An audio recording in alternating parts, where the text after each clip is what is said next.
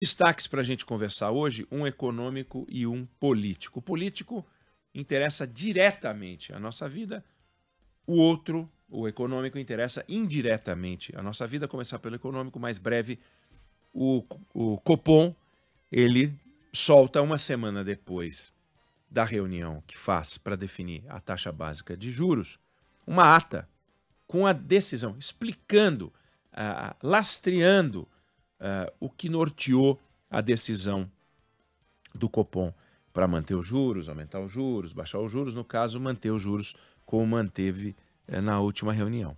E na ata escreveu o seguinte, que não hesitará, entre aspas, em elevar a taxa de juros para assegurar a convergência da inflação à meta. Ou seja, o Banco Central vinha baixando os juros, aí parou de baixar os juros e disse que não vai hesitar em aumentar os juros. A gente que esperava que os juros, em algum momento, começassem a cair de novo, né? Que essa tal reta fosse só um momento de respiro, para daí então os juros voltarem a cair. Mas não hesitará em aumentar os juros, se for o caso. Muita crítica em torno desse anúncio do Copom. Alguns criticando porque acham que não faz o menor sentido aumentar os juros. Eu não vou entrar nessa discussão. Eu quero me fiar só no fato de escreverem na ata que não hesitarão em elevar a taxa de juros para assegurar a convergência da inflação à meta. É fundamental, e a gente falou aqui essa semana sobre a falta de transparência do Estado brasileiro, das comunicações do Estado brasileiro, do manuseio dos dados, para que a gente saiba o que está acontecendo. A gente tem que defender a transparência máxima. E não existe nada mais transparente do que uma ata que diz o seguinte, eu posso aumentar os juros, porque se depois aumentar os juros e não tiver escrito que não vai hesitar em elevar a taxa de juros, por que não a gente cobrar o Banco Central por uma não informação clara? Então, é uma informação clara, podemos aumentar a taxa de juros se for necessário, não vamos hesitar. Isso não significa que vão aumentar, mas significa que podem aumentar. E o simples fato de poderem aumentar, eles os obriga a serem muito claros. Vejo pessoas que eu admiro criticando o Banco Central por dizer isso, como se isso fosse um tom de ameaça. Não é um tom de ameaça. O Banco Central tem a obrigação, não só o Banco Central, todas as instituições do Estado têm a obrigação de ser transparentes, e elas não são. Então, quando a gente vê alguém sendo transparente, a gente tem que aplaudir. Não importa o que disse. Aumentar os juros é ruim? Claro que é ruim.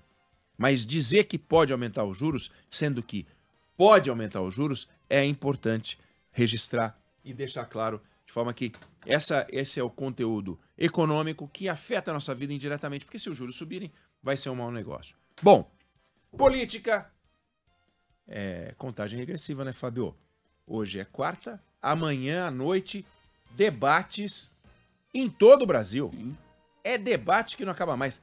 Até o final de setembro, primeiro turno, nós vamos realizar na Band mais de 50 debates. Eu estava falando com o Fernando Mitre, spoiler, Fernando Mitre que estará aqui para conversar com a gente hoje a 1h da tarde, justamente sobre debates. E ele disse o seguinte, somando os do segundo turno, estimado, né? A gente não sabe quantos vão ser os segundos turnos, nós vamos realizar quase 70 debates. 70 debates em uma eleição é uma coisa fantástica. Nós vamos ouvir os detalhes com o Mitre. Mas por que eu queria falar do debate e por que eu queria chamar atenção para isso? Existem várias formas de um político se comunicar com a sociedade. A gente cobra muito que os governantes se comuniquem com a sociedade. Os políticos têm que se comunicar com a sociedade. Eles podem fazer pronunciamentos, é uma forma de comunicação. Eles podem soltar uma nota, é uma outra forma de comunicação. Quando são candidatos ou não, eles podem dar entrevistas, é outra forma de comunicação. Aqui na Band News FM a gente fez várias entrevistas já para a eleição desse ano. E é importante que a gente faça entrevistas. Eles podem fazer o programa eleitoral, que é uma forma de comunicação com a sociedade, e podem participar de debates. Os debates têm características específicas, muito interessantes, sobre as quais a gente vai conversar com o Mitre a 1h da tarde. E o nosso desafio é, acompanhando os debates, acompanhando o que dizem os candidatos, acompanhando as propostas, escolher aquele que é o mais adequado. Agora, o que é o mais adequado quando a gente pensa no debate? E aí é uma coisa complicada, porque, por exemplo, o prefeito, ele cuida de coisas que são a base da nossa vida, né? O presidente cuida de discussões envolvendo política fiscal, cuida de dotação orçamentária para várias coisas. O governo estadual também tem sua plataforma de discussões. Mas, puxa vida, a cidade está suja, você não vai reclamar com o governador, com o presidente da República. É o prefeito. Creche é prefeito. Saúde básica é prefeito. Limpeza, como eu falei. Agora tudo chama zeladoria, né? Bonito pra caramba, zeladoria. Mas pavimentação, choveu, apagou, choveu, quebrou, furou. Toda hora a gente fala da qualidade do asfalto. Essa semana eu tive que trocar a roda do carro. A roda. Não é o pneu, a roda, porque deu uma trincada. Aonde? Buraco. É buraco. Buraco é uma questão do prefeito.